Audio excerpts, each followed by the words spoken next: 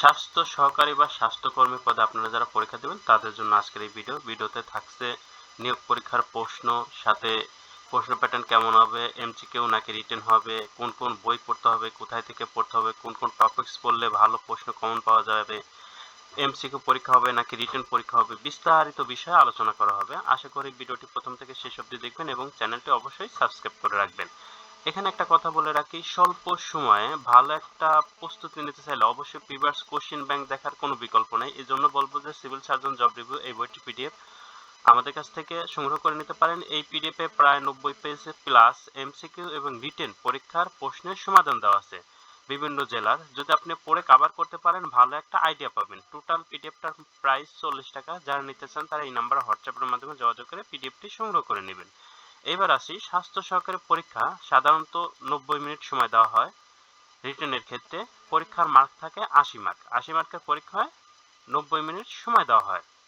এখন প্রশ্ন সম্পর্কে একটু আইডিয়া দেই। যদি রিটেন হয় তাহলে এইখানে যে গ্যাপ দেওয়া থাকবে, অর্থাৎ রাইট ফ্রম ভার্ব থেকে প্রশ্ন এসেছে, এখানে গ্যাপ দেওয়া আছে, সেই গ্যাপটা আপনাকে সঠিকভাবে পূর্ণ করতে হবে রাইট ফ্রম ভার্বের ক্ষেত্রে। আর এরপর আসে changing the voice, voice changing থেকে প্রশ্ন আসে। পুট দ্য আর্টিকেল, মানে আর্টিকেল থেকেও প্রশ্ন আসে। Maintain the part of speech, part of speech থেকেও প্রশ্ন আসে।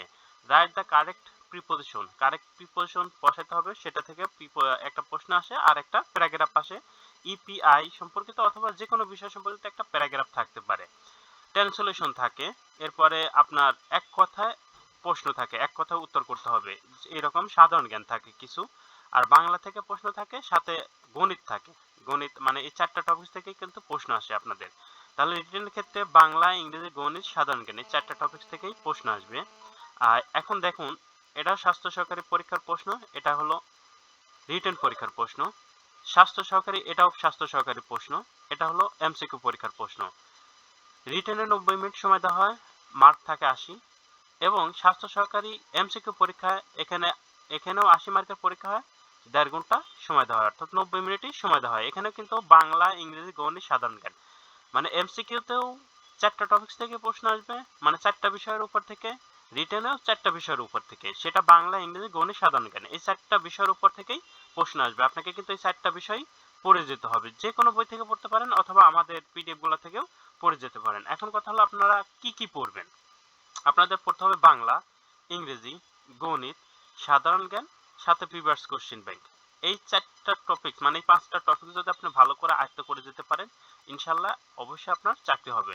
এক্ষেত্রে আপনাদের নিজস্ব কোনো বই থাকলে সেখান থেকে পড়ে নিতে পারেন। আর যদি নিজস্ব কোনো বই না থাকে তাহলে সবগুলো এখানে বাংলা, ইংরেজি, গণিত, সাধারণ জ্ঞান এবং প্রিভিয়াস কোশ্চেন ব্যাংক সবগুলা একসাথে সংগ্রহ করে নিয়ে পড়বেন। সবগুলা বইয়ের পিডিএফ এর মূল্য কিন্তু 100 টাকা, শুধুমাত্র পিডিএফ এর মূল্যই 100 টাকা। যারা নিতে চান তারা স্ক্রিনশট দিয়ে এই নাম্বার হোয়াটসঅ্যাপের মাধ্যমে যোগাযোগ করে সবগুলা বইয়ের পিডিএফ সংগ্রহ করে নেবেন। ইনশাআল্লাহ 100% প্রশ্ন কমন পাবেন। এখন কথা যে আমরা কোন কোন টপিকস পড়বো।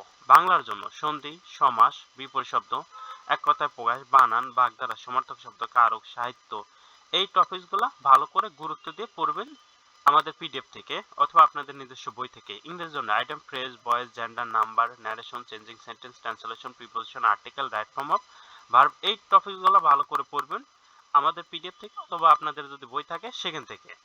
গণিতের জন্য নবম শ্রেণীর গণিত এবং অষ্টম শ্রেণীর গণিত, এই দুইটা বইয়ের কোনো বিকল্প নেই। পাটিগণিত এবং বীজগণিত এ টু জেড দেখে যাবেন, এখান থেকেই প্রশ্ন আসবে।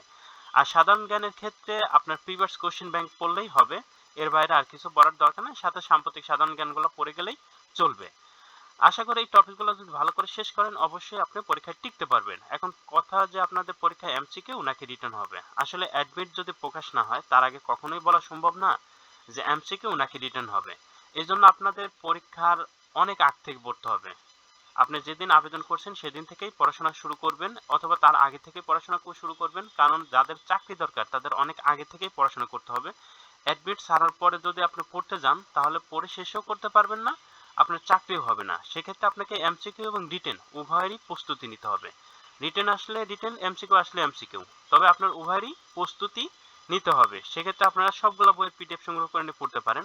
এখন অনেকেরই প্রশ্ন যে রিটেনের প্রশ্ন কেমন আসে, এমসিকিউর প্রশ্ন কেমন আসে। এই দেখুন, যেমন শুদ্ধ বানান লিখুন, তাহলে বানান শুদ্ধিকরণ থেকে প্রশ্ন এসেছে।